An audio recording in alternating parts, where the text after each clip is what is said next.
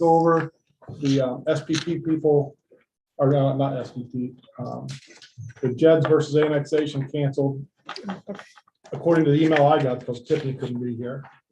I appreciate everybody who submitted their questions. So we moved that to the 28th. And what I'll probably do is I may just forward you the email that she sent. That way you guys can see some of the issues that she brought up. That way you guys are aware of what she's asking and questioning. So I'll get that out. So I know the 28th, we're supposed to have Dave do his presentation for the infrastructure and the water rates. So I met with Max and Mark and Dave last Wednesday or Thursday, whatever day it was. Dave said he could be ready tonight, so he's going to be ready tonight. I have a couple things that we need to go over. Ordinance 922 appropriations. That one needs passed tonight, so it'll be that'll have to go through. And 1022 is an ordinance authorizing the mayor and service director to prepare specifications, advertise, and let a bid for chlorine, fluoride, alum, lime, CO2, sodium, hexametaphosphate, and gasoline. Attaboy. Come on, Amy, try it. 20 minutes I spent I on just that. said I go. Just go under those. But it should already be as the first reading, because I presented it 2 Right. weeks ago. That's how I have it. Okay. Yeah, Yeah. it's You not want to going pass to that? be 920. No, we're just going to give it the first reading. Okay. 1022, 922. It was on under additions, but it should have been on the agenda under first reading. Okay. Okay.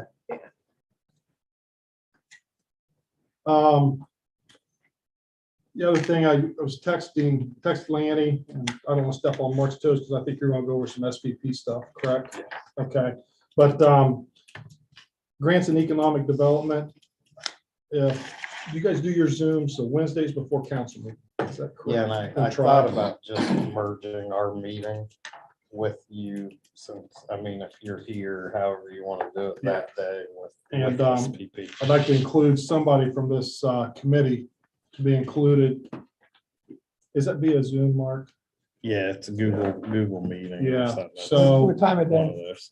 10 a.m. 10 a.m. if you're usually is. working, No so between the three, just one, and myself, I'll do it. It's interesting, find out what they're doing.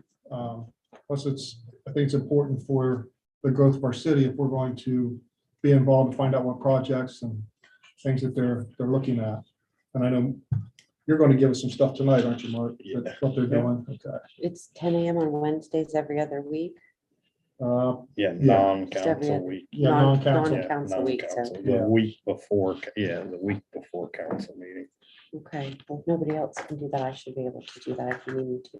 Yeah. And just bring one other note. Mike is going through the committees and stuff for me, and he brought up a great point. And we already do this with the liaison between the Port Authority and our committee, because Tom's on it and I'm there. Just keep that going, but it's really the grants and economic development, so. Let me see here. Safety services. Michelle, you want to speak on that real quick? Yeah, I received an email from Jen at the museum saying that she was told that we offer city grants and they need a fence. I don't know if that really falls under anything that we can do. But she mentioned, she mentioned that when the highway expanded, it took some of the museum's parking lot. So the semis are very close and they're afraid that something could come over the curb. So they're looking for a fence to put up. The estimate that she gave me was right around $10,000, $9,955. So I thought I would just bring it to the table. I did look up the Montgomery Foundation. And it does look like something like this would fall under that umbrella, that she could try that. So I don't know how you guys are feeling about the city helping them out with that. Personally, I think maybe they should try some other avenues first. So Where exactly What, is that? So this is the Johnson Homework House Museum and behind, so when you go in and park behind, So it's the they've got a ramp that small comes up. parking lot there. And it's, the parking lot's like right along the highway. So they just want a fence So along the they want highway. a fence along the highway for a barrier, just so they feel a little bit safer. Like if there would be an accident, someone could come over and hit any cars or people walking or the building or. Maybe they should talk to the state. State and put up a Yeah. guardrail. I Yeah, mean, Oh. at high because speeds, your offense. A fence is not gonna do anything. They're gonna fly right through it. Yeah. I'm Okay, sorry. well, those, Yeah. those were the reasons that, Right. that she gave me. Right, So, okay. Yeah, so they maybe can have look them contact the Right. state. at- I Mhm. believe there's. The a guardrail, but there. I think it Does it ends. stop? Probably Okay. ends. Yeah, Because there was just an definitely, There was accident just an there. accident there. Yeah. On my way to church Sunday. Yeah. Oh, was there? Definitely Okay. need some kind of safety. I agree. A fence is not gonna provide any Yeah. safety Yeah. Okay, at all. okay, well, And I will, yeah, it'd I will be- reply to her to try that route and see Mhm. Probably what she ODOT. finds Would out. be- Okay, thank you. Uh, Anybody else have anything? Oh, Sherry, that, for the auditor's report, you did get what the auditor entrance information. Did you get that letter? Or did I just get that? I got that in an email. Did you? We just went over some very basic, we didn't do our formal pre-audit meeting that we wanted to. Okay, I can give you what they, it's just they just emailed me and then I talked to. either Heather or Melissa. Yeah, Melissa, I think I spoke to her on the phone. They're working on it right now. She'll be fine. Okay, I mean, they just got done with the last Yeah. one, so I don't think. digging right back This in. one I will don't be even done by think- September. I don't think we even had time to mess anything up, but You you spending never money. know. So, everybody else has anything? Dave has some information for us. to Dave, start I'm considering. gonna let you sit here just so you're on the screen and people can hear you from home. It's about, I think he emailed the packets. Yeah, but I'll make hard copy. Pass it That out way for everyone. everyone, Here's one for you, Tom. you can have the floor. Okay, It's extra. four there. Take one and pass it around. How many did you make, Dave? You make enough for me? I made 15. I think. I got mine from the other day. Yeah, I think. I've read Couple pages mine. added to that, Should have. Tom. Okay, okay. Yeah, just go, hey, You Dave, wanna you can sit right You here. got one? I just didn't understand it. Yeah.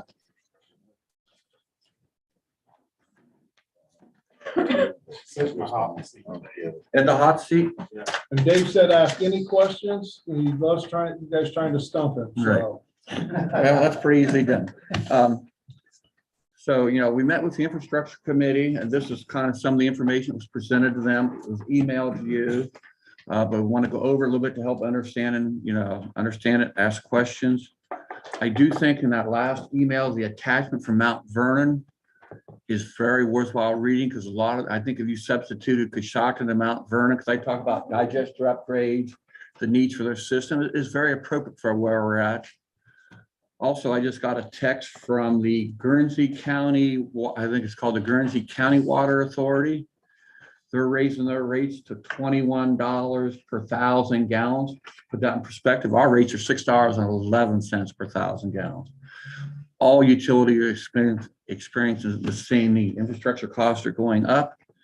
And unfortunately, being enterprise funds, as Cheryl will tell you, we need to be self-sufficient. We'll have to generate revenue to cover our costs. So when you look at the first page, very simplistically, going up is good, coming down is bad. What that says is, if you look at since about 2018, typically our revenues are less than our expenses. So the funds are going down, Since I've been here and prior to that, staffing has been pretty limited, that we're short on, we keep our staff very tight, because that's a big expense we can control. But I think chemicals last year went up 16%. Look for them to go up probably that much again. So that's the driver there. So, and we look at it, we have a water fund and a sewer fund, and those funds, you can't intermingle the funds. They got to stay for those purposes. So when you kind of look at it over the last 4 or 5 years, we'll look at the water fund first. It's losing $300,000-$400,000. So we need to figure out how to recover that. We've also just received some letters, and once I get a response, I'll give you guys a copy of that. We've got notified the EPA of some issues that we need to address. Water laws, valve exercising program. We've also talked about, meters, staffing. So when you talk about the valve, sorry to interrupt you. Sure, yeah. The valve exercising program, like, what's that gonna look like? Okay, what the valve exercise, the requirement is that we in the city basically have to operate all our valves, some on a 1-year frequency and some on a 5-year frequency. We're estimating there's several thousand valves because we don't have a complete inventory. We've got the best. So we're going to divide probably the city for the 5-year ones into 5 quadrants.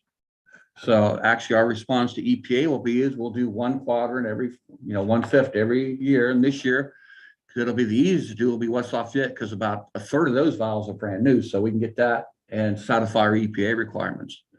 What they call the critical valves have to be exercised annually, and we're working on getting the critical list for them as part of this program. So you don't have the list yet, I guess? we don't have the complete critical list. We have drawings that shows all the valves. We're developing those lists. And that's part of the issue is from the EPA eyes, if we don't have a paper trail saying we've exercised valve, we'll call it valve X21, and that's the list they want because that's going to be your proof that you've done your job. I guess that's what I'm asking. What's going to be the proof that Right. we're doing this? Right. We'll have a big Excel spreadsheet that's going to list all these valves. We're just finalizing how we're going to number them and how to track them. Okay. So we're starting from ground zero. Unfortunately, I think the city of Coshocton, I know is no different from my involvement with West Lafayette. This was a legal requirement, went into effect in 2018. Now, the EPA has been very understanding, working with that. Now, the problem with the valve exercising based on historical and other cities and stuff, when we start exercising these valves, we're probably gonna have a 20 to 30% failure rate. So to use one example, is we had to try to shut a valve off for mineral fiber. That valve didn't work, the one behind it didn't work, so we had to install 2 other new valves at about $8,000 a piece. So that's where, it's going to get very frustrating, but the advantage long-term is if the valves work, it minimizes your outages, helps Mr. Fire Chief, it helps us, it minimizes our outages. So in the future, when you have water break issues, you can localize those issues. That's the whole purpose is. The EPA program mainly is a maintenance program. That's what they're forcing you to do, which is a good idea. It's just a struggle for us and all the other communities to get to that point. We'll address meters hard because that's our revenue stream. That's the till. And I know when I mentioned Tom, I had from show and tell, I didn't bring my bucket of meters, but I have, probably 300 meters that are 65 years old or older. They're supposed to be changed out every 15 years. So, and we go from the oldest to brand new state-of-the-art meters. So we need to address our till to ensure that we're collecting all the money we can, because as these old mechanical meters wear, think of it as a paddle wheel. As a paddle wheel wears, it takes more water to go through them. But the newer meters are all electronic, there's no moving parts. They'll improve the accuracy, and that'll help us do that. The other big advantage to the meters, we had some COVID men earlier this year or late last year that we put in fixed base towers like in West Lafayette. So it takes me about 5 minutes to read all the meters in West Lafayette. Basically, Deborah hits the button, checks the file, and she's done reading 900 meters. We here in the city spend one man full time, reads 1/4 of them or 1/3 of them every month because we can't get to them. The other 2 months are estimated. That's one of the biggest complaints in our office, people saying you've estimated high, you've estimated low. So that's, things that we need to address because it all ties into when you look at right now, based on the equipment we have, we say we have 100 gallons going into the water plant. We can account for 48 gallons, where the other 52 gallons, we don't know where it goes. Now we're going to bring the leak detector guy in after, and I've talked to Fire Chief there after he's done, check for leaks. It's metering. There's several sources that are unmetered. The EPA doesn't care whether you bill or not. They just want you to account for the water. And that actually is another violation that we will have to address with them. You have the same type, let's say when you look at the sewer fund, its last major upgrade was 1992. The digesters need repair. If those don't function, we can't remain in compliance with our permits. And unfortunately, to fix the digesters, the roofs have to come off. The roofs are, again, well beyond their rated life. I think they were put in 65 with a 30-year life. So the city's done a good job maintaining what they've had, but you can only go so far. And so when you add all that digesting, dewatering, it's a $9 million project. That, again, you know, the sewer fund's losing money every year. So we've got to reverse the negative trends and get positive. So that's kind of what's driving the need. We need the basic operability type issues. The basic infrastructure needs repair. So, and we'll just quickly look here is, you know, what we looked at is what the monthly increase, we looked at it from the point of the bill, how is it going to impact your monthly bill? So this is assuming that goes in, you know, June of 22. You basically look over the next, we're trying to project out 6-7 years. We've got a model. It kind of looks at that. It's got some assumptions based on model, but you're looking at basically $6 a year, every year now for a while. So when you go to the next page, and this is the one that has the details in it. So we look at, now we're talking a minimum monthly bill here. So if you use twice a monthly bill, these numbers won't be appropriate for the minimum monthly user. Currently, right now, they pay $61.39 a month. Now, when you look how that's broke out, you see water is $16.79, sewer, and that all totals up $61.39. So as we start doing our rate increases, and as a percentage of the monthly bill, you can see in 22, water's going up to 1931, sewer's going up, debt reduction's holding its own, trash, we're assuming it's holding its own, stormwater is the same, so the bill's going up there $5. Same way in 23, you can see the numbers going up. Now let's talk about 24. We know, talking to Sherry, sometime late 23, the debt reduction comes off. But you don't really see the bill dropping down because that's the time frame that the city feels would be a good time to implement the stormwater program to address all the stormwater issues. Because right now, the quarter basically breaks even, right, Max? Time you pay soil and water to manage it, there's what, $1,000 left over? About 7,000. Yeah, No, it brings in about 25,000. and soil and water takes It's 15, 15. yeah, so that's trying to do all your stormwater repairs. Right now, it's coming out of the street budget, which is very tight too. So you see debt reduction come off in 24, but you see stormwater in there. And then we also just trying to make sure everybody understands what their monthly bill looks like. We figure that you'll have a new trash contract and it's probably going up. That's a guesstimate, but we know trash will go up when that contract's renewed. So, and then we, expanded those out through 29. So it works out, to that $5.50 to $6 range every year that your bills are going to go up to maintain the required services, and equipment to maintain, the water and sewer fund. And that would give you enough money to complete your projects you need to do. Based on, Keep us in compliance with the Right. EPA. yeah, so, yeah. And to And maintain. And Right, maintain. and to have a little bit extra Right. funds left. Yeah, and I think that's a good lead in, Chad. If you look at the next two slides, like the water fund that in it. Yes, Tom. Where did, how did you come up with the numbers, the percents to raise?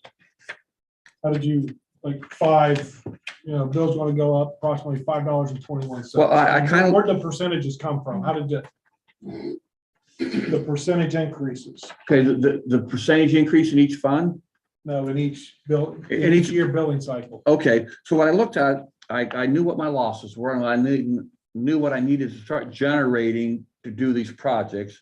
And that said, I need X amount of dollars in the water fund and X amount of dollars in the sewer fund. So I have a spreadsheet that's got a model that I plug in inflation, I plug in a rate increase, and see where that line goes positive, where the curve goes to where it needs to be. Okay, so Sherry, when the increases happen, is there a percentage that's gonna go into a maintenance fund to do the upkeeps, or is it just go in one pot? It just all goes into the 701 water fund. And Plus the then there's 5% goes 5% into a that has to go contingency. contingency. But no, it'll just go into water. Right. And But that can't be spent anywhere else except for Water. water. and Because like I want to make sure, in my opinion, is all this stuff is broken for a reason because it's been neglected. Right, it's been, yes. So it's gotta be maintained as well. right, exactly. And to follow up on that point a little bit, the water revenue from West Lafayette goes into the 7-1 fund well. And Sharon and I just kind of looked at the numbers today. That's going to be at a gross level. We have some expenses on that. That brings in about 300,000 a year. I think there's a $60,000 or $70,000 loan off of it. And so that goes in there, and that's separate from, if we talked about that capital budget they have. So that's separate, so that's helping this issue. And also they pay the same rates that everybody in the city does.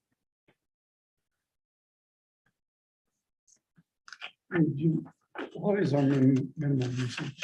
Our minimum uses is 367 cubic feet or 2,750 gallons.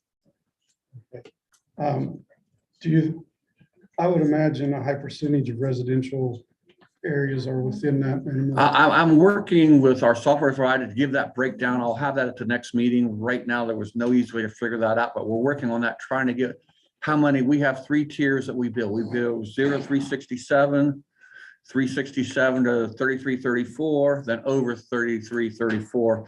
And I want to give how many users are each in those buckets.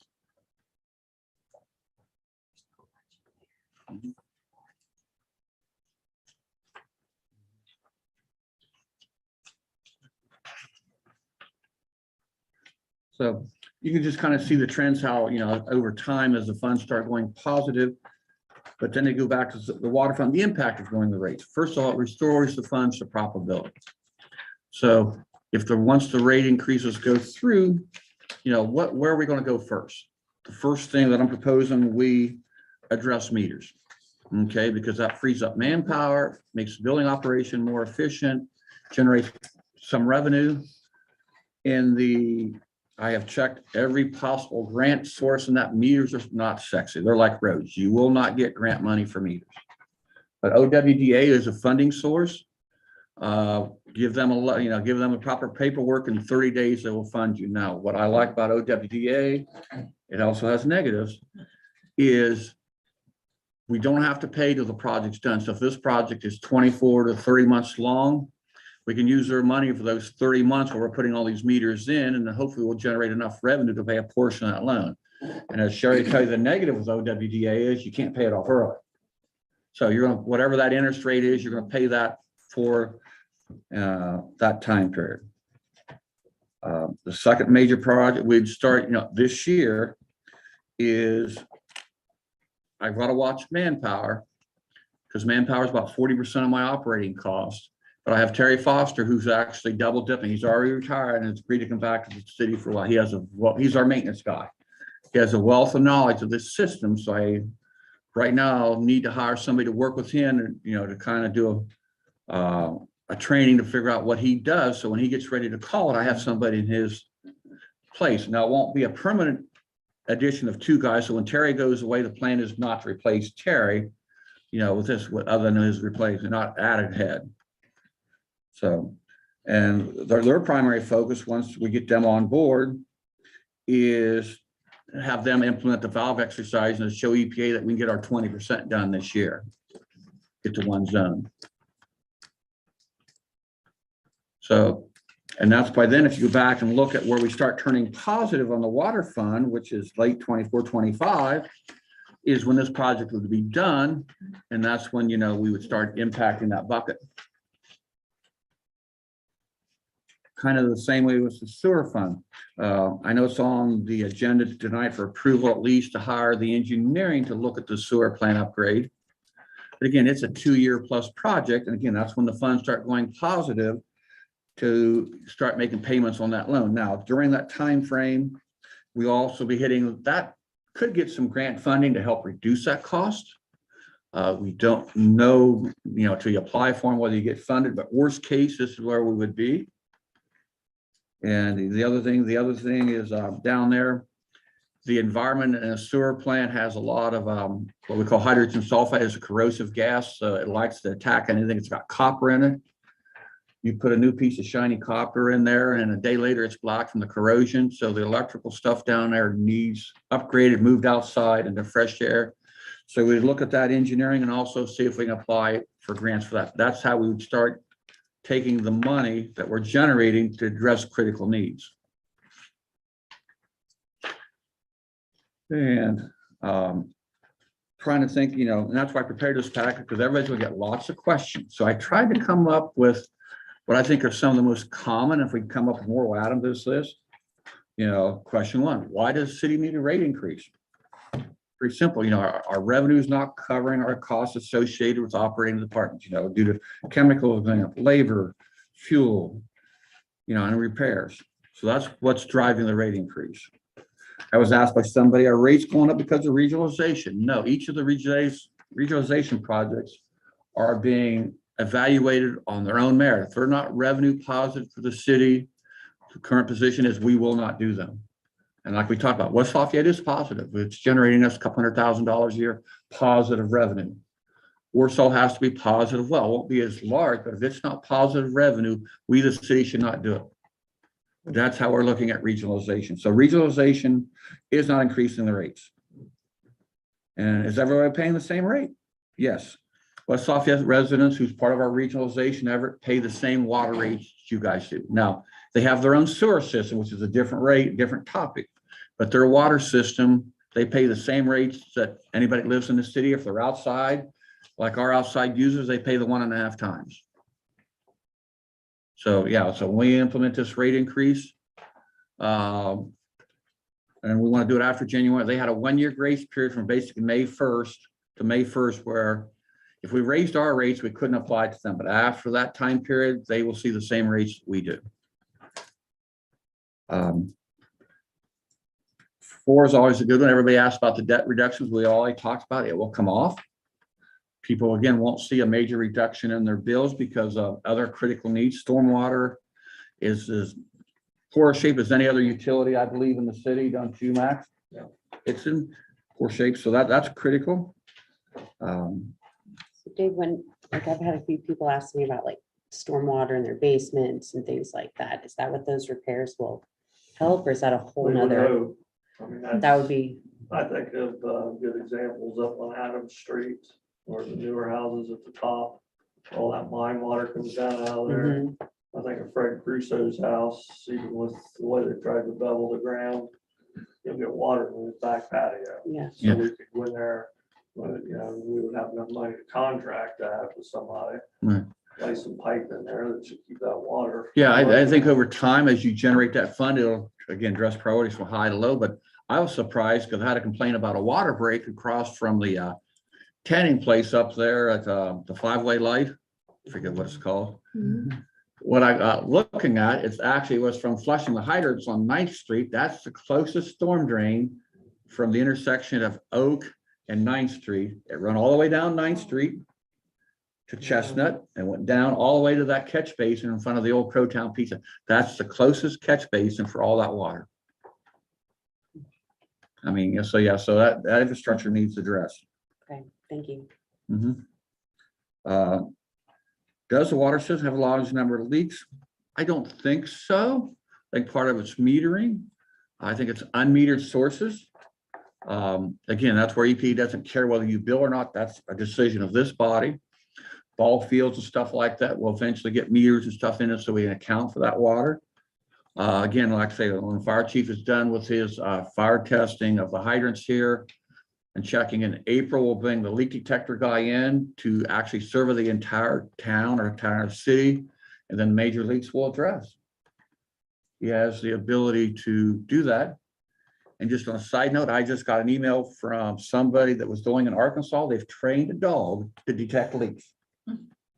I thought that was pretty neat. Mhm. Some water utility in Arkansas that has 400 customers the years, but they trained a dog now to be leak detectors. So I thought that was pretty fun. Being on the hydrant, it's not so- Yeah, there you go. When you do the meter replacement, would your priority to be the unmetered and the large users to try and cut down on that 52%? I think Would you go residential? the driver will be right now be a meter availability. Okay, meters right now are very tough to get. I mean, they're in short demand.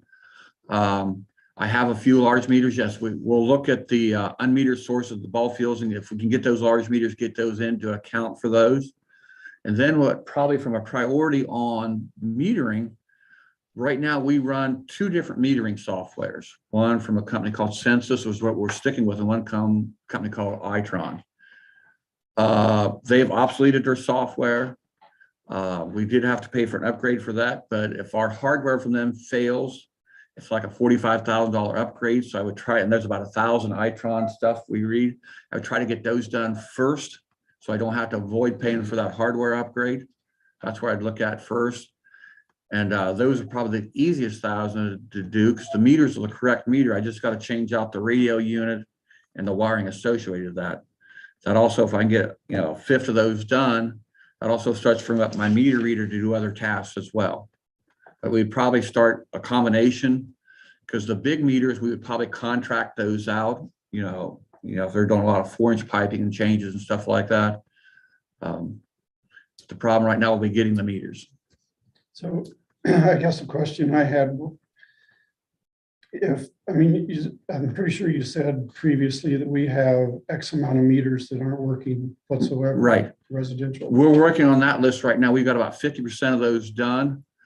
So I have enough meters to cover those. So we're working that list right now as we speak. Yeah, but if most of the residential areas are within the minimum, then we're not really losing money there. Well, correct? no, that's, most of the residents are, or let's say are in that minimum category, but all the dead meters are being billed as minimum. And we've had a couple that we've checked. Well, it shows they've probably been using 3 or 4 times the minimum, but in my opinion, since the city's been negligent, and hasn't fixed that meter in 3 years, I really can't go back and charge that resident for the additional usage. Sure. So That's what I was wondering, if they were just using the minimum, but you think several of them So- are using beyond. yeah, a lot of these dead meters are using well beyond the minimum. One we figured was using about 1,000 cubic feet a month versus 300. So that's interesting. So like the ball fields, are they supposed to only use a minimum amount of the unmetered water the city provides? I do not know what the issues there are in terms of what they're allowed to use. We can meter and figure out how much they do use. I think, don't we've ever told them what they can. yeah, there's never been any constraints. That'll be a discussion, I think, later on for this group, what they want to do with that. So hopefully that answers your question. Yes, Tim. yeah. Okay, Are the ball fields like part of like our parks? Is just something that we Yes, pay for those? right. Mhm. Yes. There, I think you're just moving the money from pocket A to pocket B, but the question is how much is that number? Mhm. And maybe, at times I've heard the horror story, hey, it's raining out there and the sprinklers are on. Well, all right, folks, hey, let's be a little more, watch Yeah. the water a little bit, because nothing is free. And it is one of the gigs I've got from a high EP that we need to address. They'd like to see you under 30%. Ideally, they said if you get to 15%, you're super. So that's our kind of target. To get down in that 25 to 30% range, then that's pretty well managed, considered a tight system. When you consider that the fire chief, he's going to drop several million gallons every day that he flushes and stuff like that. Okay. Okay. And Tom asked this question here, what is the valve exercisation? Basically, it's simply opening and closing the valves, make sure they operate. And the real issues of maintenance and maintainability is, so if you have all the valves working and you can find them easily, so if you have a water break in this area, you can get it shut down safely, quickly. And from a distribution point of view, the thing that takes us the longest is getting it shut down or get the water under control. Once we get it shut down, usually in an hour and a half, we've got it repaired, back up and online. We may spend 5 or 6 hours trying to find enough valves to shut it down to reduce the flow so that we can work on them. And it don't have to be dry, but when you have a 8-inch pipe with 100 PSI in it, it is a lot of pressure. There's a lot of water comes out of that pipe that you got to deal with. And well, Question 7, we've talked about it. Already have a meter. Why are you replacing the meters? Well, a couple reasons. Accuracy, age, the mechanical meters are wore out. No matter how clean your water looks, there's always microscopic grit in there that wears the brass mechanical parts out. If it was all mechanical, like up to, let's say, the last 10 years ago, EPA actually said every 15 years, change the meters out, and you'll generate enough revenue to change the meter out. And that's one of the drivers there. A lot of them don't work. And from my also perspective, there's labor's efficient. Instead of having basically 2 guys involved in the meter process, we probably get down to 1. And then all these other additional EPA legal requirements, I can reassign manpower versus adding manpower. That's the driver. You were saying on this, the valve exercise program, like having the companies do them, or you were saying something, I'm not sure. Okay, we will probably do those ourselves in-house. But again, just to summarize on the valve exercise and program, you have critical and non-critical valves. And the EPA lets you determine which is a critical valve. So you don't want to have too many critical valves because you have to exercise those every year. The non-critical valves have to be done every 5 years. So we looked at, there's probably a couple hundred in West Lafayette, and I can come up with about 6 that I consider critical. The other 494 will do every 5 years. Now, the problem with the EPA will time, and West Lafayette, Coshocton, we're no different, is the drawing will show a valve there. Okay, well, it looks like it's paved over. Does it exist? Do we want to spend the time to find it, or is it better off rezoning the system and adding a valve or 2? Because that's the other thing we look at, you know, a large percentage of them are shown. We think they're there, because then when we start this, we'll GPS them so we know where they're at next time. But you look at a lot of our streets, a lot of the valves are paved over, and then everybody's getting better. They know not to do that anymore because it just makes a heartache for everybody. Might be cheaper in the long run to take 10 critical valves, if we can't find everything, and put the certain valves in. That way we know we have a new valve, Right. and make it so we can get the loop shut, just like we did once, like you had. I mean, there's a lot of planning put in when we ran that 13,000 pipe up there, and how to shut that village down to different loops. So, what was it, your 10,000 to 12 for 10-inch lines? Yeah, if it's a 4-inch line, you might as well figure $1,000 an inch to replace the valve. So if it's a 10-inch line, it's a $10,000 valve. If it's a 12-inch line, it's a $12,000 valve. 10 valves in, your service much better. But if you don't have the valve to shut the water off, Yeah. you spend 10,000 on the road that you just blew out, which I Right. just watched in one neighborhood. I would say in the 2 years that I've been here and watching, I would say 70% of the valves to 80% of the valves do not work. Mhm. And then you go further, you go down to the next street to try that valve. By the time that happens, you don't have a road. Mhm. So the investment, it's one of those things that was underground. No one saw it. Out of sight, out of mind. No one did Right. anything, and now we have hundreds of valves that need, you could start anywhere you want in this town. Yeah, you might mention too, that 2 years ago, right about the time of COVID, that we purchased a valve Yes. exercising machine. We have a valve exercising machine that was purchased that basically goes down, because there's kind of a rule of thumb in our industry. If it's an 8-inch valve, you multiply by 3 and add 3, it should be 27 turns. So this machine will count how many turns it takes to open and close. More importantly, it'll keep track of the torque it takes to do that, because each valve has a torque rating, Right. you know, and it has the data and it's like that. So it means, you know, according to some of the guys, that a crew should be able to do, they're saying 10 to 20 valves a day. Okay. Time you get up, do your data and stuff like that. So if there's 200 in West Lafayette, we got 10 days worth of work. And that's how we got to look at it. Now, the problem is, as they said, I'll use them as an example. Them valves have been in there. I think their water system went in 1950. I guarantee you some of them valves haven't been turned since 1950. So they're so old, they got what we call the rope packing in it. And as soon as you turn those, every one I've ever turned, first thing it does is blow the rope out and you got to put a new valve in. So luckily up there, we always did our repairs live because we're only dealing with 50 pound up there. You know, that's a drip down here where you got 100 pound twice that. So And that's one reason a lot of times you'll see our guys control the water and do it live just for that reason, to reduce the flow, because it saves a lot of other issues. Real fun, when it's 20 degrees out. Yeah. So you got 40 pounds of pressure going out of that. Mhm.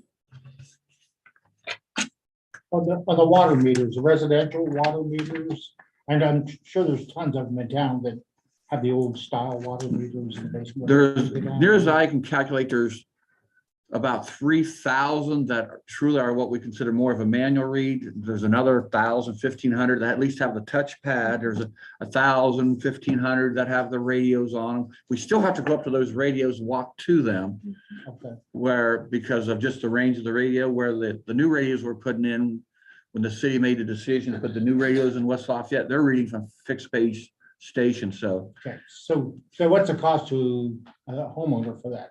well, and again, that would be this decision, but my recommendation to this council, if we go get this loan, is we, the city, are paying for that. We include it in our rate structure, and then it's our meter, and down the road, unless it's abused, froze or whatever, if the meter's replaced, it's on us, because now, well, there's them or us, it gets into a squabble. I think we eliminate that.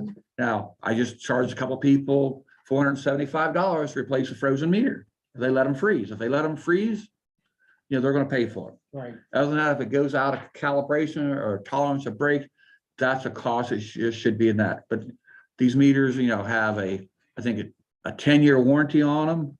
Now it's prorated, but they're pretty reliable. There's no moving parts in them, so they should be pretty good. Have a Sure. They're a mag flow meter rather than a paddle.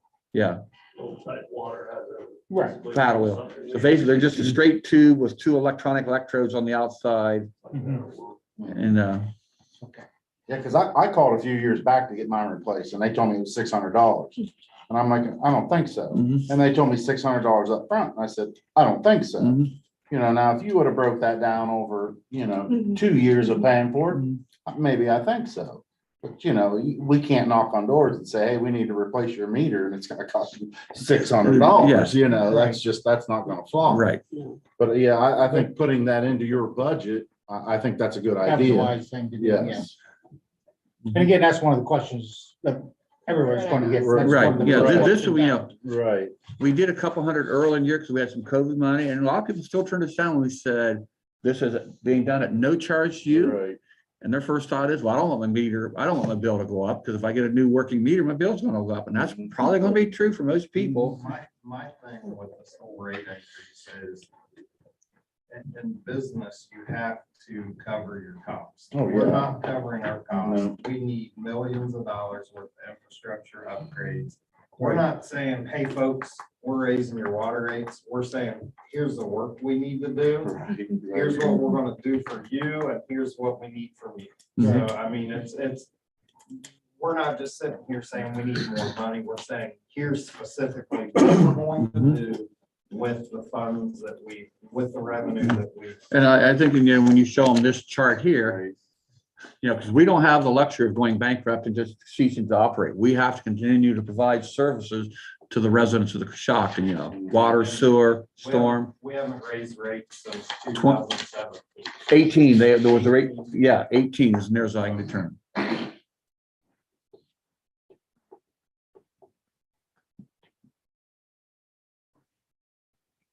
I would Thank like you, that to was keep good. it Yeah, on this is a good. permanent rating. I think we have to do something. Then you- And Because we can't be sitting here like for the water department where we were at. Right, when you're you 4 know, years behind. Yeah, and we now we gotta put on a $10 surcharge Right. because we didn't think 5 years ago that we were gonna need this. And I mentioned that Guernsey County outfit, they just added $4 all at one time here to start making up for the revenue lost. Right. And so I do think the mayor is right, as going forward, any utilities want to start putting in standard, just ongoing rate increases. Historically, I've always been told inflation goes up 3% a year. Right. You need to cover at least 3%. I know labor goes up 1% a year, at a minimum. Yeah. So I know the residents don't like to hear that, Right. but that's what it takes to, We have to Water's in it. operate our city. We have to water's a operate our necessity. You city. have to have water. Right. People will live momentarily without electric and stuff like that, but when the water, it's not there, then they'll have issues. Dave, so is this the percent that you're proposing? No, that's the Or percent that's you're, that's the monthly increase? right. Is. Do you have the first? Mhm. Yeah. I can get you a copy of it. Oh, okay. Mhm. And I'll even email you a copy of the model. I just didn't know if you were asking it Mm-hmm. for a percentage. Ordinance wise, this would have to be a drafted ordinance. Yes.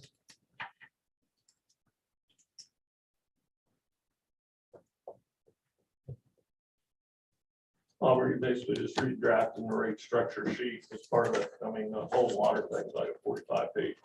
Yeah, we don't have to do all that, just, Exhibit 3, that's the rate structure. we can just pull out 2018's ordinance and just put the new numbers. Mhm. Will we be able to replace the valves? Will that include like tearing up the roads, or we're gonna have any cost or expense? What we have historically done right now, I would say, as the mayor alluded to there, when we have a water break, we, the water department, destroy the roads. That comes out of our budget to repair that. So when I give you that $8,000 to $12,000, there's money in there to repair the roads and stuff like, that's part of our cost. Okay. And probably the since I've valves? been here in the last 2 years, probably I've spent as much repairing roads from water breaks I've had actually on the Yeah. break itself. Yeah, Usually that's more expensive. yeah. So if I can localize that in the long run over time, nothing will change overnight, but over time, And know, the these valves costs- that we have to replace, they're not like already under roads, or I'm just. some are, some aren't. Okay. Yeah, part of your water lines are in grassy areas, part are down, So are it's just gonna no depend. matter where it goes, yeah. Okay. So, sorry, Michelle. You're okay, you're fine, I'm done. Like in 2022, you're saying the water, the percentage, the monthly increase is 8.5%.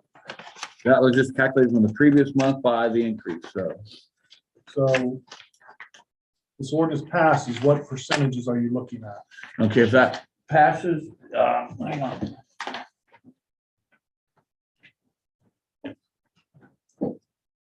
Because if those percents are different than what's on here, then that's. Right, yeah, and I actually have a table here for the ordinance that actually has what each. I didn't make a lot of copies for that, Tom, but when you look at, if this goes into effect, let's say June 22, you're looking at a 15% increase on water and sewer. That's assuming inflation Combined? each. That gives you the 8% on your monthly bill. But that's assuming inflation's running at 5%. If it runs higher, then, the revenue will go down. There's that, and you can get one of those for Amy for the files. That, so then in 23 and 24, we're looking at 15% as well. With inflation, we're guesstimating to be 5%. This is something that this group, should look at every year to see, is it going the right way? Is it going down? And then 8%, which only gives us a gain of 3%. That's what we got to look at as the differential. And inflation this year was what, 8%? Right now, it's right. Yeah, so if it goes to 10%, our rate increases down the road may not be enough. If it goes back down to, where it was 4 or 5 years ago, 1%, 2%, then you may be able to tweak it a little bit. But this is where, based on, I'll say, those estimates, guesstimates, whatever word you want to use, is where we need to start out at. And this is not a unique city of Coshocton. This has been Mount Vernon, this has been Cambridge, this has been, you can't wait 4 years and not raise Right. and expect. And, small raise. And then when Mount Vernon, those cities started, their base rate was already higher than ours when we started. So in 2022, you're saying 30% then? Water sewer. Water's going up 15 and sewer's going up So that's 15. 30% combined. Yes. But when you look So at you're it, gonna go 30% the first, 45% over 3 years. 2.5 years, yeah. 50% for each utility. Right. But still 30, on your bill, it's 30%. Well, it's on your bill, it's 8%. On the dollar amount. is The dollar amount, but when you look at how it's going to impact your bill, it's going to go up $6 or 8%. But the gain for the funds is 15%. Because you're, Is everything will be right? pardon? because everything will be right now because we have all of the. Yeah, because right now your bill, your monthly minimum bill is $61, but water and sewer are some of the smaller percentage that you have the $10 debt reduction, you have trash in them. Okay. So that's why when you look at the change on your bill, it's the 8.5%, but your water fund and sewer funds are actually increased 15, but your monthly bill is only going up 8%, 8.5, and that's the discussion we had in the infrastructure is when you look at it from a bill point of view, it's not 15%, it's half that. Dave, do we have different rates for commercial properties than residential, We do not. no matter how much they use? We got rid of that when stone went up.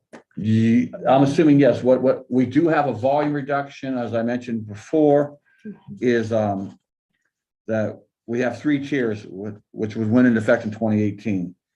Under 367, that's your minimum. And then you have another 3,334 cubic feet is a different rate. And then when you get to over that, it drops down significantly for the high volume users. I think it's important. I mean, I like dollars and cents too. So your percentage there, you have it here on your chart. For June, if you're a minimum user, you're going to see an increase of $5.21. Right. Yeah.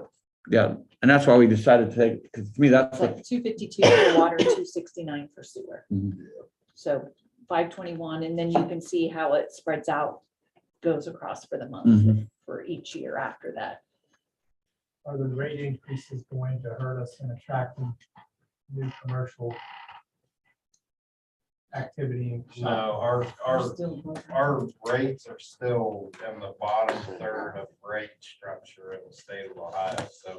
one of the EPA recommendations was to look at that, because they said right now that they recommend, and do you know what the median household income is in the city? Does anybody know that number? It's 31.5, I think. So they're recommending that your minimum water bill, or That's your county number. There's should be never- 1.3 times that. So if it's 40,000, they're saying your monthly water bill, water alone should be 42, and the same number for your sewer. Because they're saying right now it's too low, and a lot of grants we won't qualify for because our water rates are too low.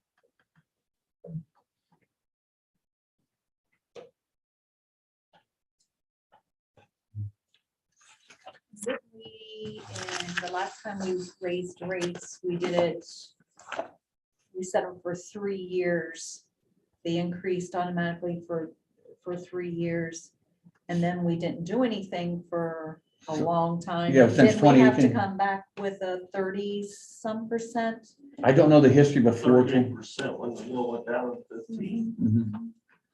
When the mill went down 30-some%, we did it for 3 years and then nothing since. Mhm. Okay, I figure right now, if you took 5% for 4 years, we're behind 20% right off of it.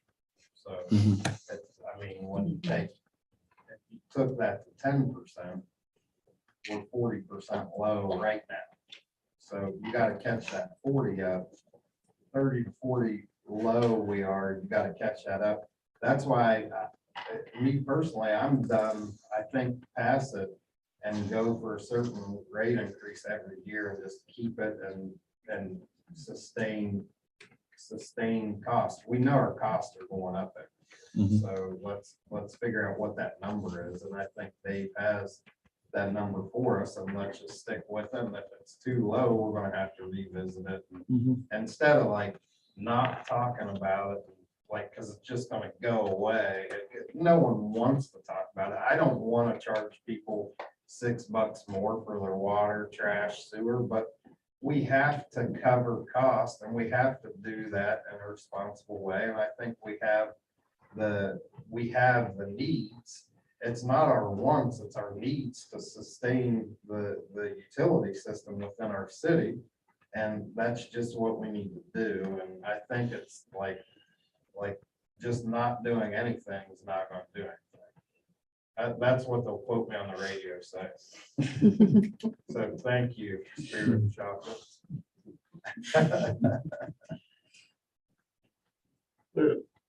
Obviously, there's a lot of thought put into that spreadsheet. Oh, yeah. And there was a lot of numbers plugged and shoved into that. And that was before we kind of balanced out what we thought the residents I mean, I don't want to pay more for my water either, Nobody. but what could be, what is affordable, I guess, and what gets us out of the hole at the same time, and lets us do the upgrades that need to be done, so.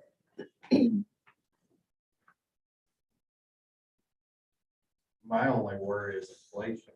Inflation, I mean, right now, it's a little under 8%. We figured 3 to 5%. Inflation goes to 20%, and we're. We'll have to relook at it. That's why I say this needs to be looked at every year, to see how the reserves of the funds are going, versus your revenue. It's just one of those things that has to be checked every year. So how long do you think, I mean, is this what you want to propose out through 29, but then obviously still check it every year? You still have to check it every, but this Yeah. is what I would start with. I think this is really the expectations. I think, inflation in a year or two will come down, probably due to recession, that we don't want to hear about. But I think this is where we start at. You feel comfortable with that because just as part of council, if it's like right on the borderline, then in a year we're coming back again. That's not a good look for another increase. I think this is where we want to start at.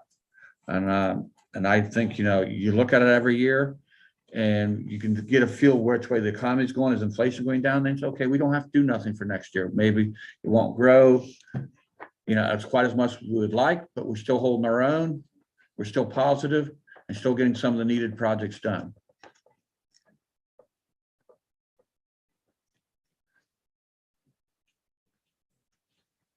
Council would have the choice.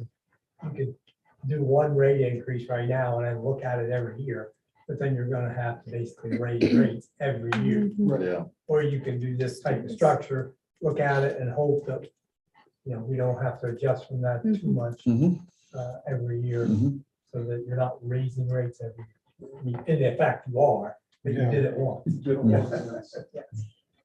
So you have 7.5 years here.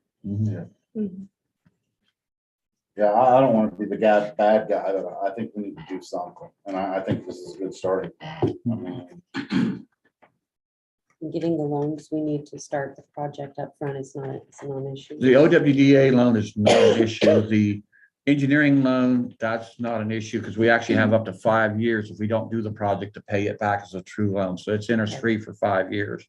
No payback for the Is that sewer. Arcadius one on the agenda? Yes. tonight? How much is that? 360, 370. It was, I don't have that number with me off the top of my head.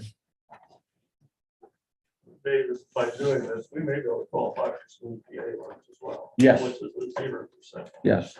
And that's the other goal. Hopefully, after a year or two, we generate a little bit of positive revenue because where we want to get to as an entity is, let's say the next project we want to do is a water line on 11th Street.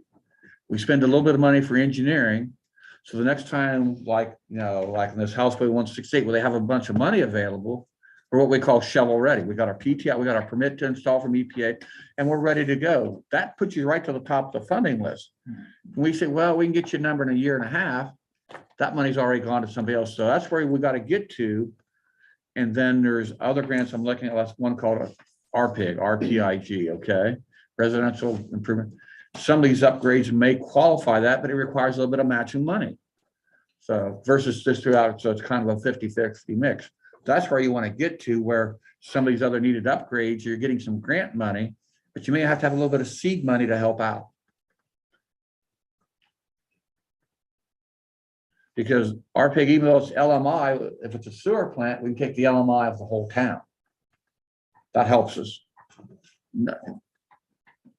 And same way with some of these other upgrades that from a water sewer entity affect everybody. Those we can use the LMI, low moderate income ratio, for the entire town versus just, well, we can't do it up in let's say Buena Vista because the LMI there's not low enough. But here the LMI of the whole town helps us. I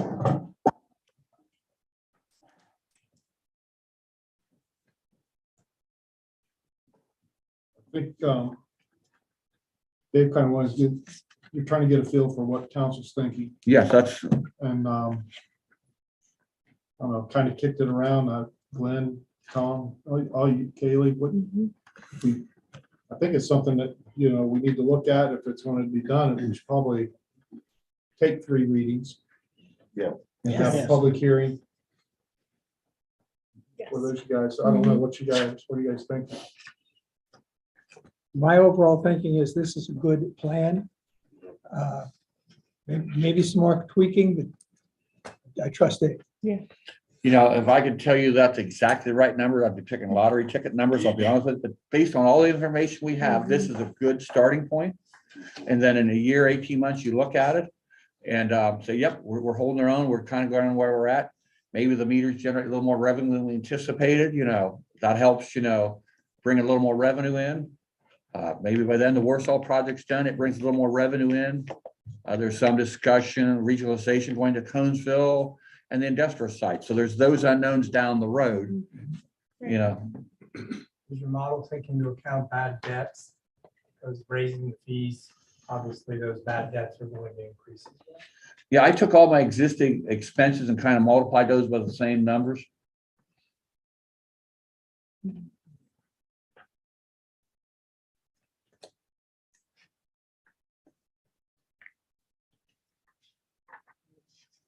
I think this is great. It was really informative. It helps me understand all of it.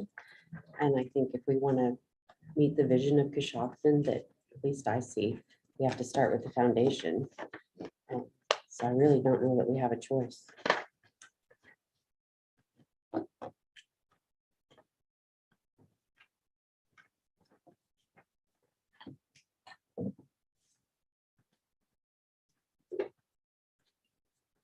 Anybody else? The only other thing that we'd talked about is, you know, that's passed and bring it, you know, for the readings and things is that, you know, they have the plan, the dates, when they're going to start, what areas they're going to do. Yeah. I think that's what, you know, we kicked it around and we're ready to get it started. You guys want to have the public hearing and, you know, you guys want to have those or you don't want to have them?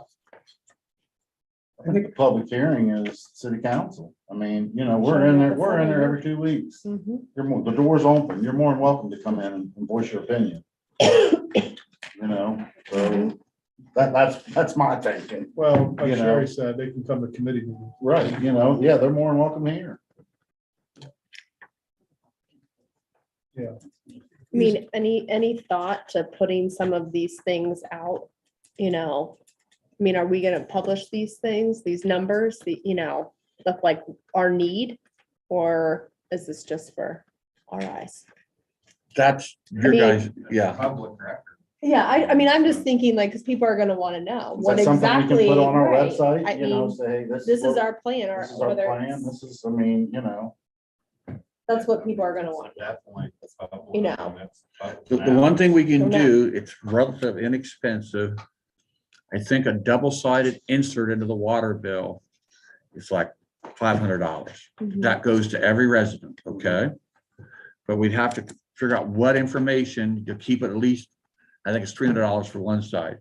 You know, if you wanted to give them informed information, we could do that mailing to every resident. Now, that's going to increase the amount of people that come in, but everybody will have the information. Well, we're trying to generate revenue.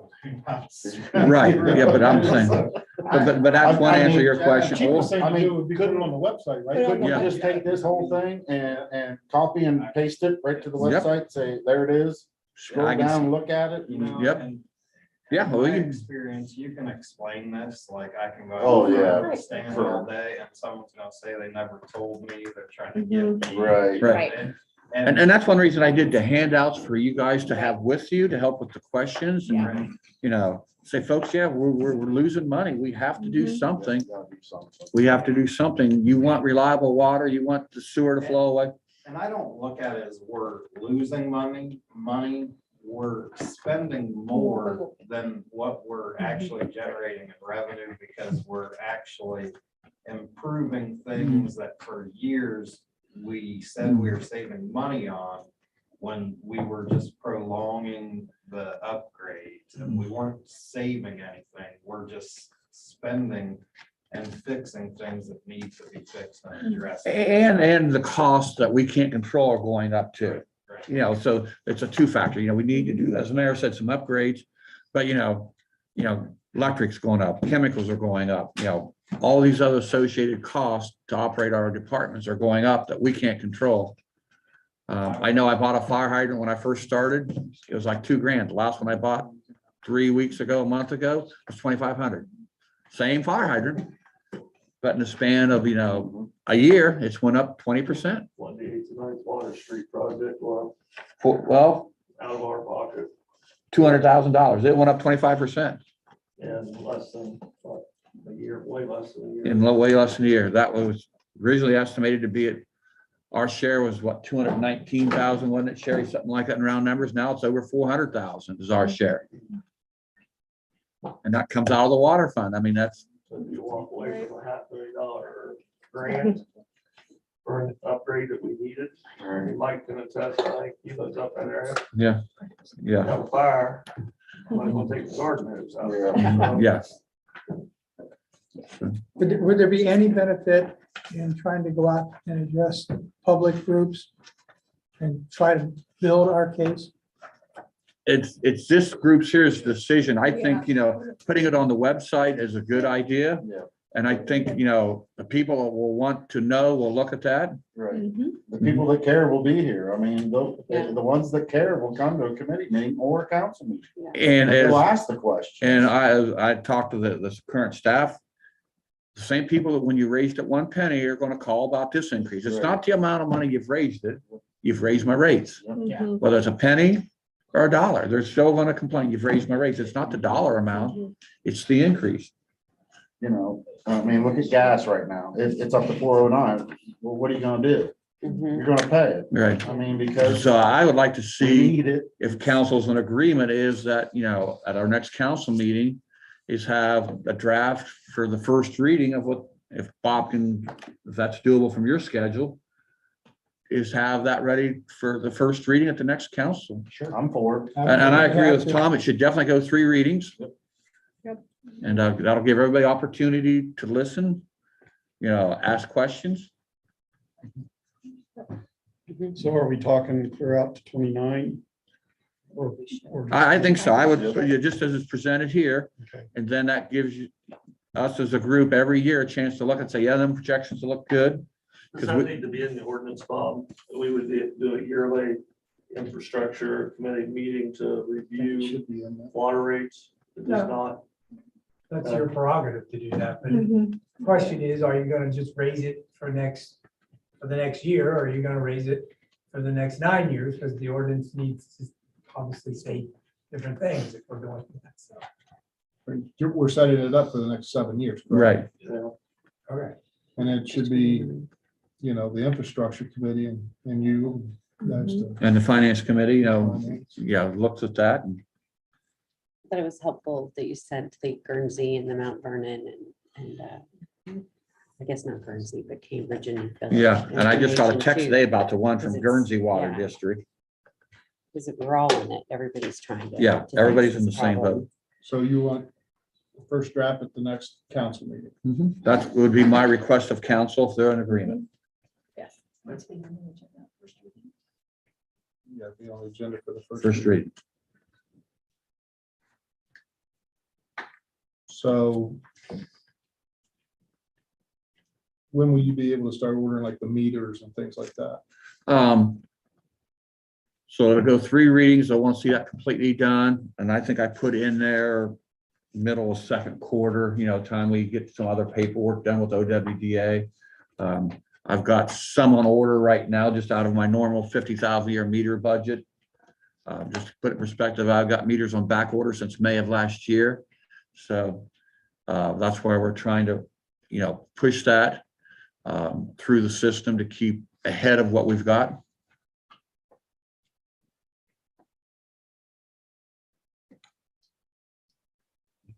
Everybody's good? Yeah. Yeah. Yeah, good. Again, thank you for your time. Thank Yeah, you. thank you Yeah. for all the preparation. It's very helpful. You want the hot seat again, Mayor? Yeah.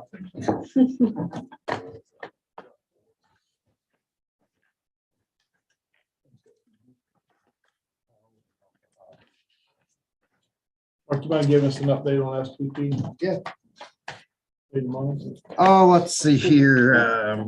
SPP is working on OWDA, the loan, which Mayor Mercer actually got OWDA to stretch that, lowered by the interest payment. They lowered it like 1.4 million. It's going, ballpark, it's 5 million right now. I think it's 4.8, 4.9 million as of July 1. We pay that twice a year, right? Yeah. So I think July 1, it's right around 5 million. They're working with, it's just initial conversation. I sent them kind of what I had. I had 3 files about this thick, and then the loan agreement Sherry had down her basement. She dug out for me, or in her attic. I think it was in the attic. Yeah, it was in the attic. It wasn't in the basement. So they're working on that. Initial conversations. Michelle, I noticed you sent an email to Omega about the Ohio Rail Commission and our multi-use path. They're going to start conversation with Ohio Rail Commission. I've linked, and we will have a meeting with SPP and 4-Lane Alliance, which is basically the alliance that goes Columbus to Pittsburgh corridor. And I think we're having a meeting the 28th of March with from Muskingum to Coshocton to Tuscarawas to Harrison County in Ohio.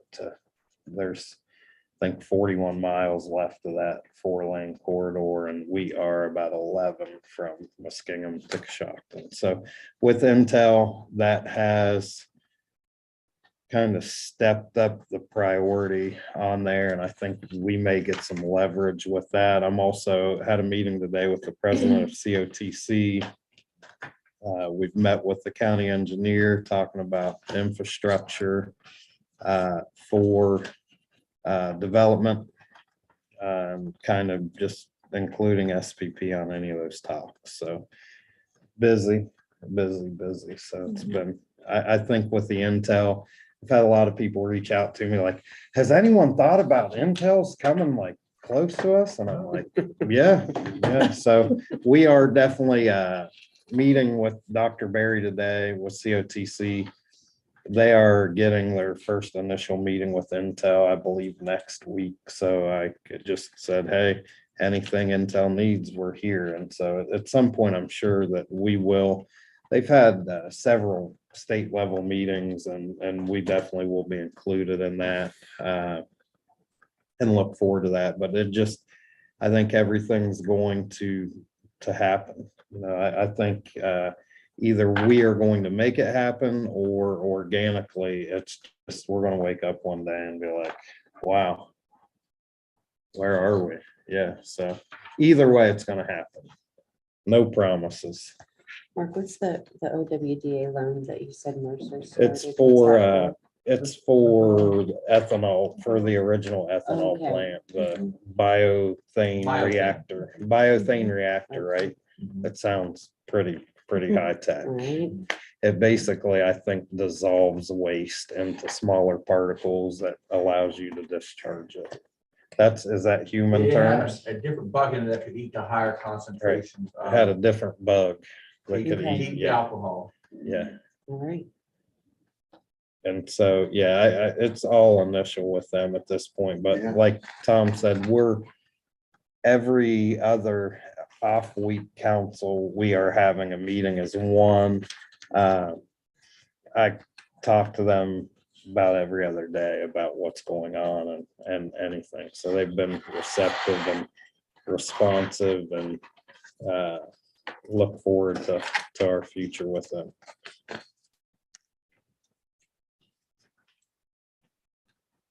Else?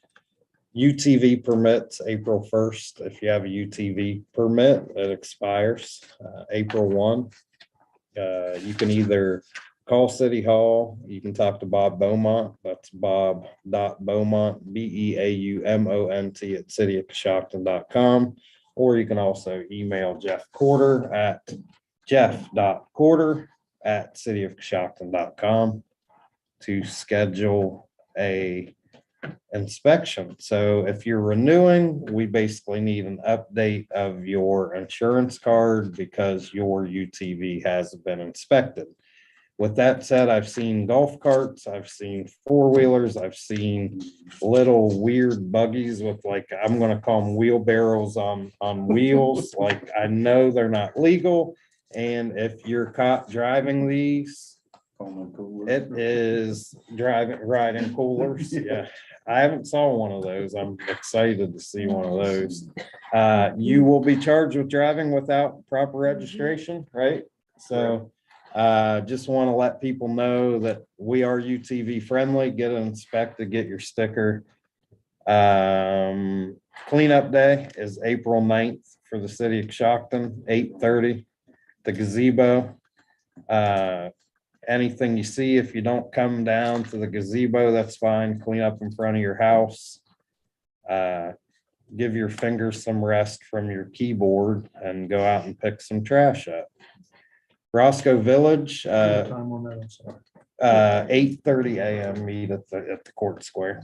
First 50 get shirts. First 50 get shirts. Hopefully you're a size small. Yeah. No, I don't. Try something god awful you're not gonna wear. Roscoe Village, we're doing, working with SPP on getting into the capital budget. And you might see something going on there. It's all experimental and we have no idea what's going on. So I'll let Bob can talk. Carnegie Library, I am working. Well, I would say Bob's now working on Carnegie Library and I'll just turn it over to him. He sounds way smarter than I do. We charged the owner of Carnegie, probably what, 3 months ago, Jeff? Yeah.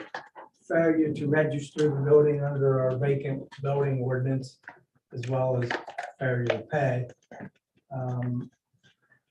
That gentleman got a lawyer. We had 2 different pre-trials in January and February, in which they asked for extensions of time for this whole purpose of working with our town to eventually transfer the property to our town. I was very skeptical that that would ever take place based upon my experience with the owner. March 7th, we had another pre-trial. I informed them that there would be no more continuances, that I just wanted it set for trial. And at that point, he ended up pleading no contest to the 2 charges and agreed to pay the fines. I suggested to the lawyer that that was fine, but that doesn't resolve the problem. And do I need to now just recharge him again because he still has not registered the building? They again expressed willingness to potentially transfer the property to our town. I explained to the lawyer that I would give them approximately a month for an update, and if we didn't hear anything, I was just going to charge them again, and it would just be a monthly thing until they come in compliance with our ordinance or they get rid of the building. I hope that they just donate the building and something happens there. We hope.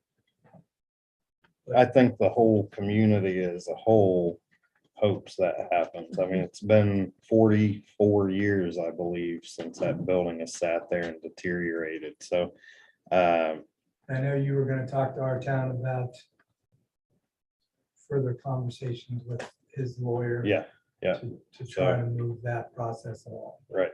And hoping we can get somewhere. So just wanted the public to know that that's being worked on.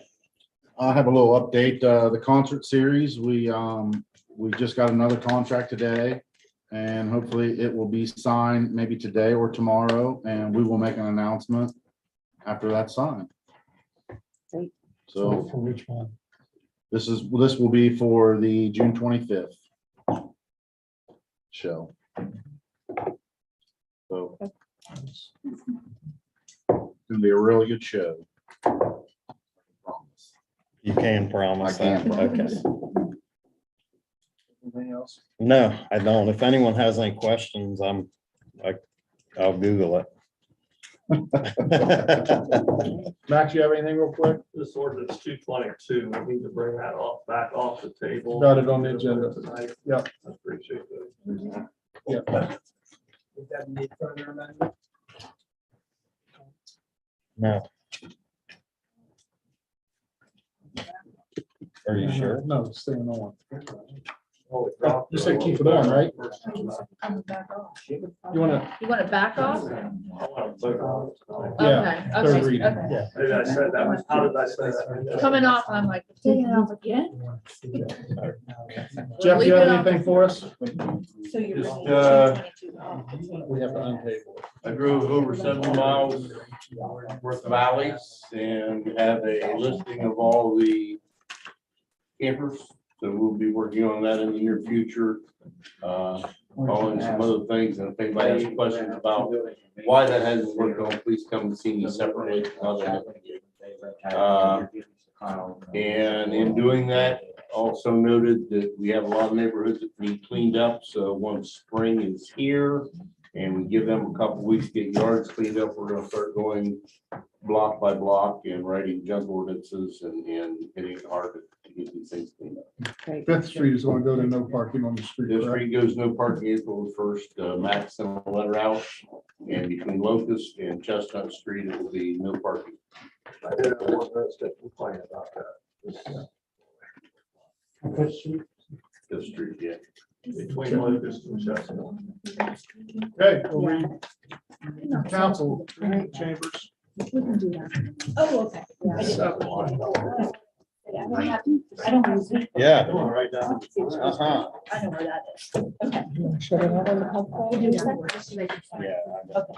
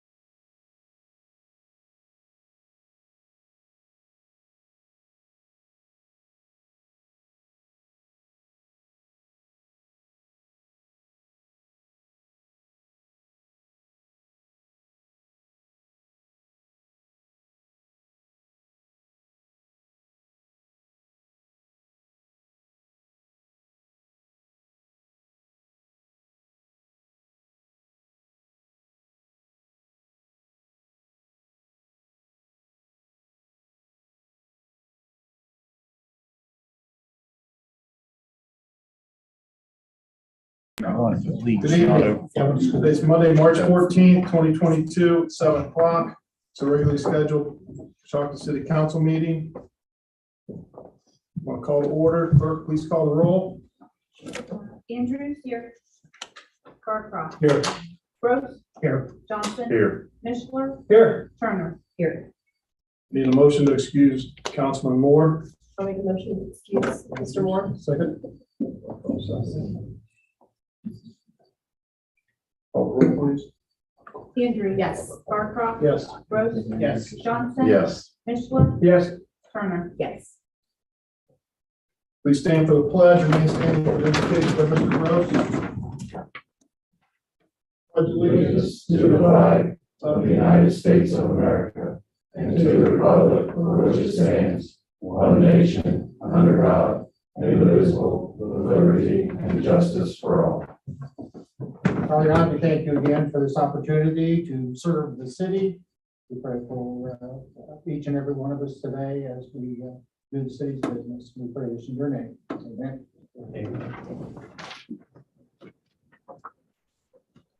This time we have Mayor Mills going to do a proclamation. I'm giving a sermon. A sermon? Same thing. Okay, you're on. You guys want to come up here? They said they wanted to make a speech after I gave them this proclamation. So We said that we didn't have time for that, so, yep. you want to at least say your name? I'm Macy Patterson, I'm administrative assistant for the Coshocton County Board of PD. And I'm Laura Emig, I'm a preschool teacher there. Okay. So I have a proclamation. It's Developmental Disabilities Awareness Month, March of 2022. Whereas the Coshocton County Board of Developmental Disabilities was established over 60 years ago. And whereas the mission and purpose of Ohio County Boards of DD remain as strong as ever, with county boards continuing to provide vital supports and resources to Ohioans with developmental disabilities and their families, and the more than 300 people with developmental disabilities served by the Coshocton County Board of Developmental Disabilities, their families, friends, neighbors, and coworkers encourage everyone to focus on the abilities of all people, and the most effective way to increase this awareness is through everyone's active participation in community activities and the openness to learn and acknowledge everyone's contribution.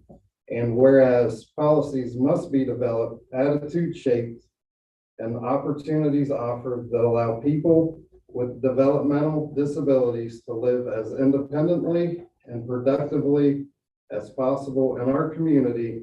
And we encourage all citizens to foster and support such opportunities that include full access to education, housing, employment, and recreational activities.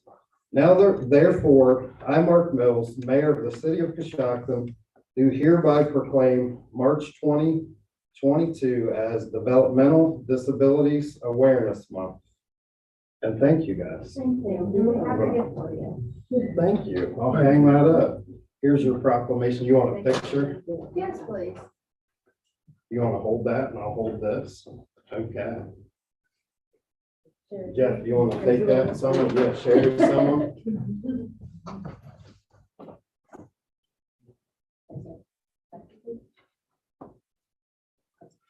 Thank you.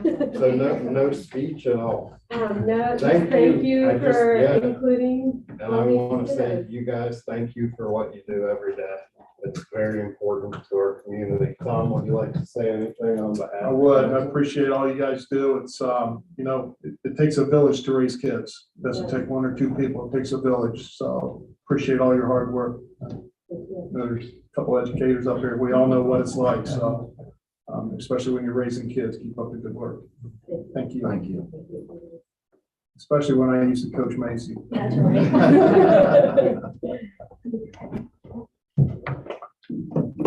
Council, your email the minutes from the February 28th, 2022 council meeting. Anybody have any questions or comments?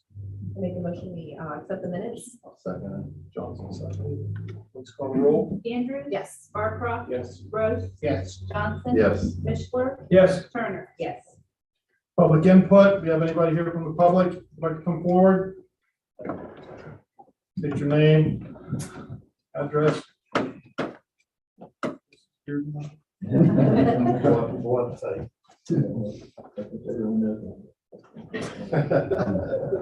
My name is Keith Matz. I live at 2035 Marina Vista.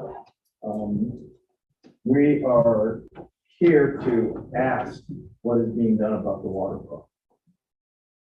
This winter was just brutal for us. We couldn't get up our driveways. I had to take an axe. It was over 12 inches thick. We got pictures. Here, Max, here's some pictures. Now, I know I did bring this up, Keith, because, you know, Allison lives across the street. Right. And I did bring it up, and I was told that they dug the ditch up on the hillside behind your homes. Right. That was the last word I that, lost another tree over the weekend. right, My trees in my backyard are just tipping out over the ground because it's so wet up there, the roots are rotting. That this has been going on for the last 3 or 4 years. I think there's 7 trees that have been just blown out of the ground. I took pictures of them and they're just nothing but roots. I mean, they just tipped out. I know they put a ditch in, but something else has to be done. Right, yeah, because I mean, I thought we should maybe put something underneath the road and maybe try to divert it back into the creek behind the other houses on the other side of the road. Well, they removed the road twice. We've had new road put in twice, and both time, we always thought that would be an option, but we had talked to Mr. Stanner about it one time, and he told us they couldn't get a right of way from the people who lived up there. Where if you go over on the other side, they have viaducts along the road to run all the water into the creeks.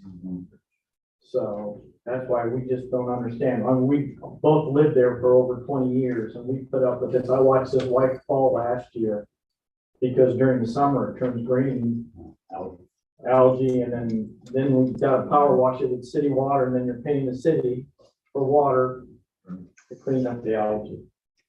So we're just curious. You want to say something, Jim? Yeah, I'm Jeff Niger. I live 2045 Water Vista, right next door to Keith. Yeah, it's 20 plus years. I mean, the winter time's terrible with the ice. I know they try to put salt down, but that destroys the road, continuously destroys the road and such. I've talked to council people in the past, talked to service director in the past, and it just, I get frustrated, but on the other hand, I put up with it because I was younger. I'm getting a little old now. Trying to dig ice out is not easy. So we just like to have it, if something done with it. I like the idea of, draining it across the road into the ravine, behind the house, and I know that's gonna cost money, but it would take care of the problem, because I sympathize with the neighbor. I mean, he's got water in his back of his backyard. I mean, I wouldn't want that either. But by him being allowed to drain that water out of the road, it's caused us problems. So if we could drain it maybe somewhere else, he'd be happy and we'd be happy.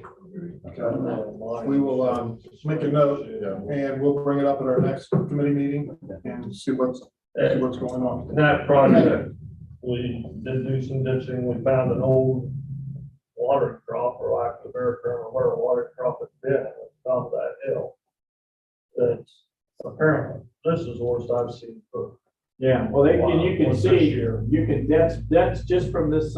That was this year, I know. Yeah, and you could also see the one where there wasn't even any snow and it was out almost 8 feet from the side of the road. We couldn't get up our driveway. I know what Kevin's plan is, to start up the top of the hill where you make the sharp right hand turn, like where the big green boulders and all that on the south side of the road.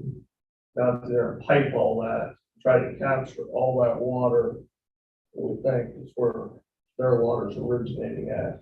It blows from 541 down. Because they're right, the neighbor that put the piping in solved his problem a little bit. That sure didn't solve Jeff Minster's problem, though. 2 years ago, I did ice skate in their backyard. It was parked against the house. But this year, I don't know, if it's just the temperatures or what, but instead of staying there, it ran down in front of these guys' houses. So. Well, we couldn't figure out why the trees were just tipping out all over the ground and There's nothing that's under why. there. There's nothing to hold them up. Correct. That's what, I mean, it's one of those things, that, one of 15 projects. Right. But we did ditch it out, trying to capture some of it more, but it's obviously going under the road, and if we don't get it captured, we'll have another.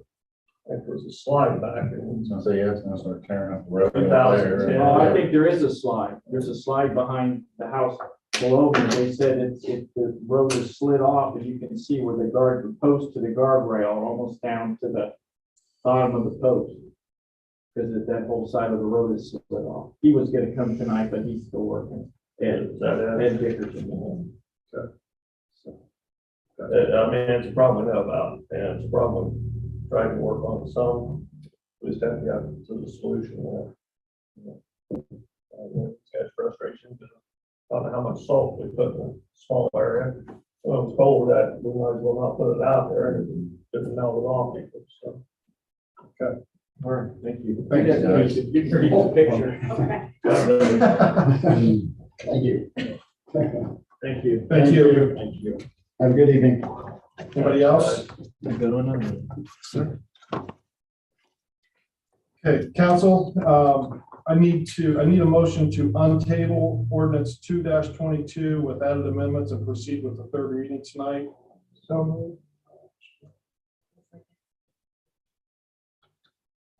Clerk, please call the roll. Andrews. Yes. Barcroft. Yes. Gross. Yes. Johnson. Yes. Mishler. Yes. Turner. Yes. I also need a motion to add ordinance 10-22, an ordinance authorizing the mayor service director to prepare specifications, advertise, and let a bid for chlorine, fluoride, alum, lime, CO2, sodium, hexametaphosphate, and gasoline. Johnson. Second. Andrew seconded. Clerk, please call the roll. Andrews. Yes. Barcroft. Yes. Gross. Yes. Johnson. Yes. Mishler. Yes. Turner. Yes. Mayor Mills, you have anything to add for a report tonight? I always have something to say. Good job on the proclamation, by the way. Okay, thank you. Bob did all the work on that, Beaumont, so I want to thank him. No, I just want to let everyone know that exciting times are ahead and we're working hard on trying to improve things. I just saw that letter was 2005 that they just brought in for Buena Vista, so that would be one of the issues if we, when we start talking that stormwater charge on utility bills, things like that would be covered under that. Right now, it will come out of where are we going to get that money? And that's why I think we need to start building that fund to fix issues, or they just linger. So excited about downtown concert series. Chad's going to have them all lined up and we're going to have a great summer.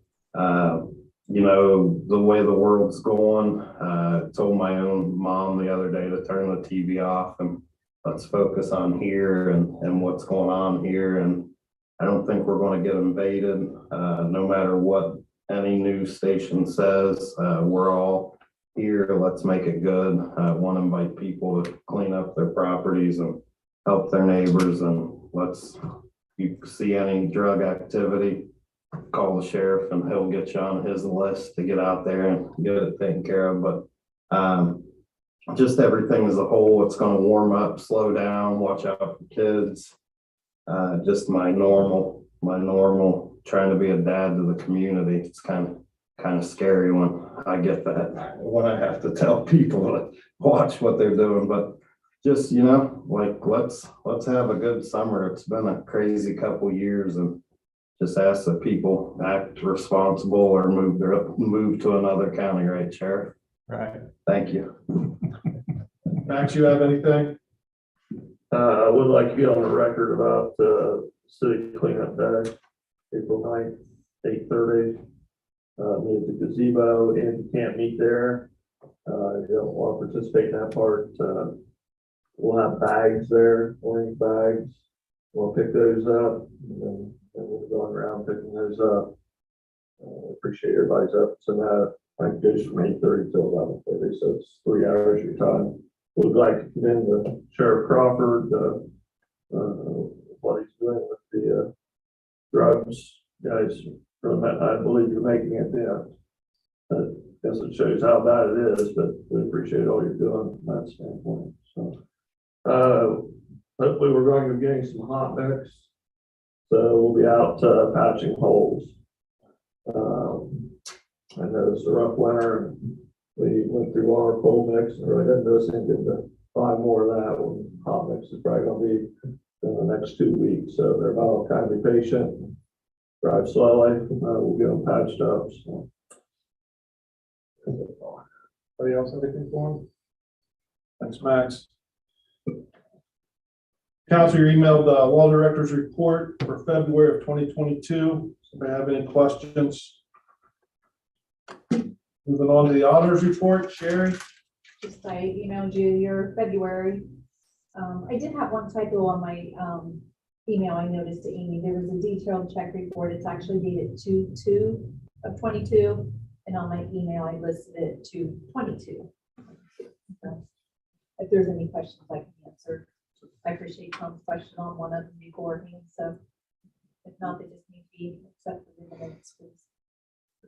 For the auditor's report, for a motion to accept the auditor's report, I'll make the motion to accept. Second. call the roll. Andrews. Yes. Barcroft. Yes. Gross. Yes. Johnson. Yes. Mishler. Yes. Turner. Yes. Sheriff Crawford, do you have anything to add? You were emailed the report. Nothing to add unless you have questions. Do you have any questions for him? Doing a fine job. Keep up the fight, man. Yes, You're sir. an excellent job. Thank you.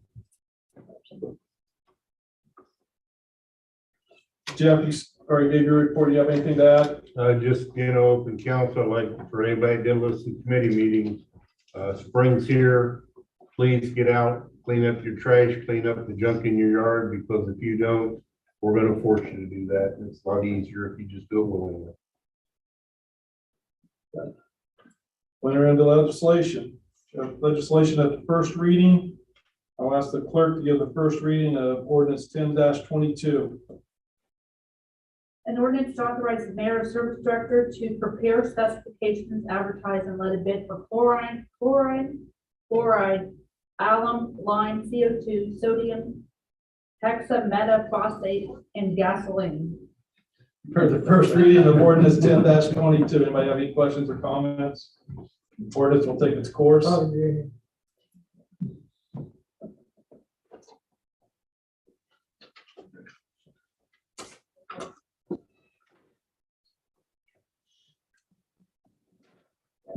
Ask the clerk, give the first reading of ordinance 9-22. Appropriations. For the first reading of ordinance 9-22.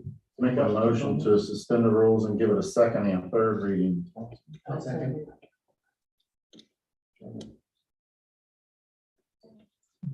Clerk? Andrews. Yes. Barcroft. Yes. Johnson. Yes. Gross. Yes. Mishler. Yes. Turner. Yes. Clerk, please give the second reading of ordinance 9-22. Appropriation. Any questions? Clerk, give the third reading of ordinance 9-22. Appropriation. Okay, question is, should ordinance 9-22 pass? Clerk, please call the roll. Andrews. Yes. Barcroft. Yes. Gross. Yes. Johnson. Yes. Mishler. Yes. Turner. Yes. Legislation is second reading. I'll ask the clerk to give the second reading of ordinance 8-22. An ordinance to amend Part 15 Fire Prevention Code, Chapter 1505, Local Standards. For the second reading of 8-22. Any questions or comments? Ordinance 8-22 will take its course. Legislation at third reading. I'll ask the clerk to give a third reading of ordinance 2-22. An ordinance to amend Chapter 917 Street Excavation and Curb Cuts.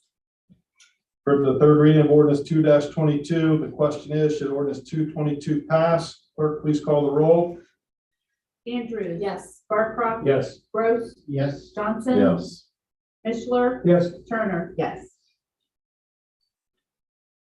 I'll ask the clerk to give a third reading of ordinance 4-22. An ordinance authorizing the safety service director to enter into an agreement with Arcadis US Inc. for the digester improvement project at the wastewater plant.